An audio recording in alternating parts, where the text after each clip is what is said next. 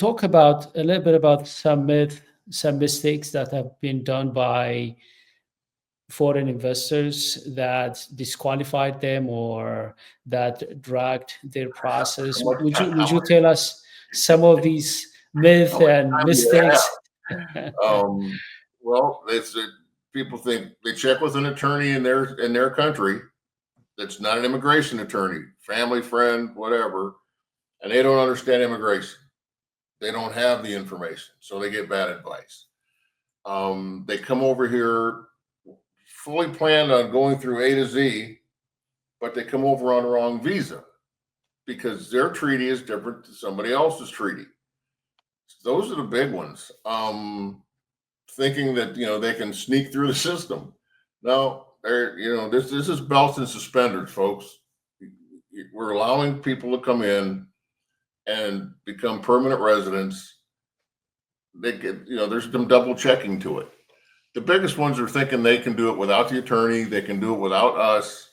The saddest one was everything looked good on one, and we came in afterwards to find a business because they bought something that was not right. It was, had all the red flags. If this is too good to be true, and it wasn't something that any broker was representing, and somebody was just trying to cheat a foreigner, and they almost lost their money. But so that one stopped. Their attorney called us, said help.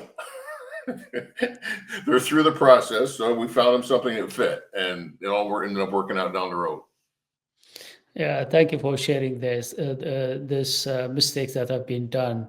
This is a huge investment for someone, also someone investing into another country, and this process should not be muddled and messed up. And that's why we're here. We could be able to connect them with the right immigration lawyers and help them with the right people who could help them, support them, different professionals, corporate lawyers or CPAs and stuff like that. I want to summarize what you told me, and if in case I missed something, maybe you can help me. One of the mistakes would be before they even start the process, which is choosing their friend, colleague they trust. It could be from the diaspora, or it could be a lawyer in their home country who may not understand the immigration laws of the United States. That's before they even come or before they apply. Another one is using a different visa. Maybe they come here as a visitor or for whatever other visa, and they may want to start that process while they are already in the United States, and it may not work for some countries. They may have to go back to their countries and start the process from there.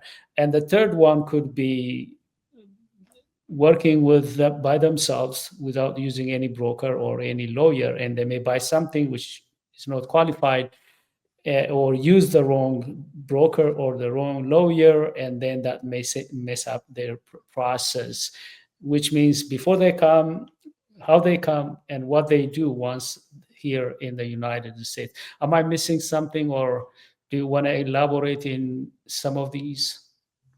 No, you hit them all. You summed that up very, very well. It's the mistakes that the people all over the world aren't that different than people here, right? People actually go out and they buy commercial property, they buy a business, they don't get the right attorney, they don't have a broker, and they end up messing it up.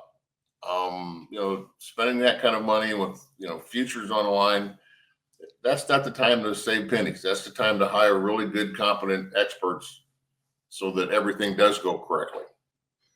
Awesome. Let's talk about some success stories. Some people may find them in these stories that you are willing to share. I know I don't expect names or some specificities in terms of who they are, but maybe you can use their country or their specific generic situation. Can you tell us some success stories? It could be this year or last year.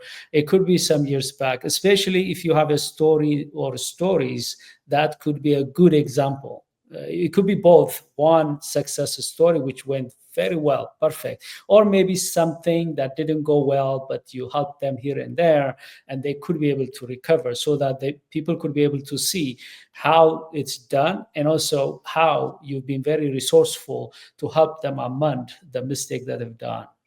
Well, one that comes to mind was a nice couple, very, very smart man, ran half the world or a good chunk of the world for 3M.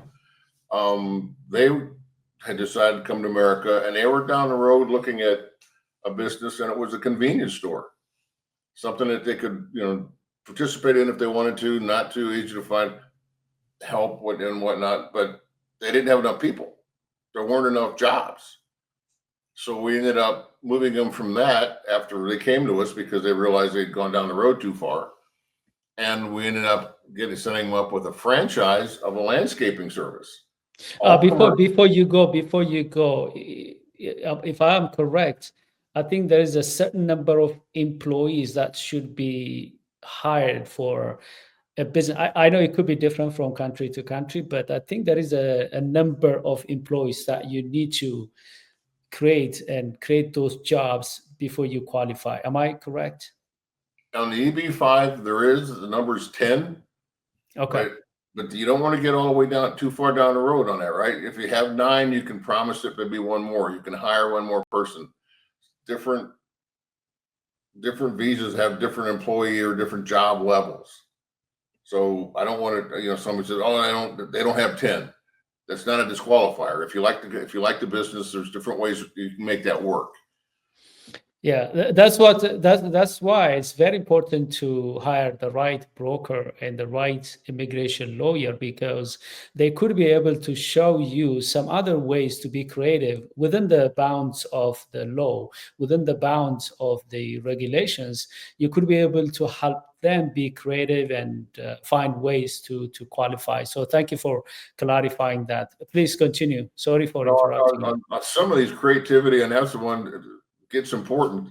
So they have money, right? Now they have enough jobs, but their treaty only allowed them to spend so much money and invest so much money. The country restricted how much they could put in. So they basically bought the business, leased some of the equipment, and then once everything was final, they bought the equipment out. There was like a 2-step process. You have to get a little bit creative sometimes, because while we're welcoming people to come here that have been successful and have money, some of the countries don't want those people to leave. So there's some restrictive things. They can have money. Yeah, you can write that, but you can only invest this much. Well, an owner's not going to take 20%, right? And so you have to figure out how to make it work. I'm glad you mentioned that, because I had a conversation. I don't want to mention the person's name. They came from a good space.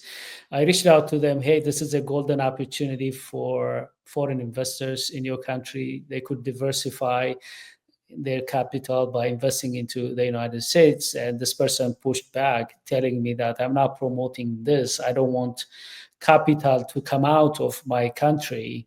I understood from where they're coming from, genuinely concerned, but my point of view for them, maybe you can correct me or improve this. My response to them was, look, I encourage a lot of investors, American investors, to invest to, for example, in my country, Ethiopia. There are investment opportunities.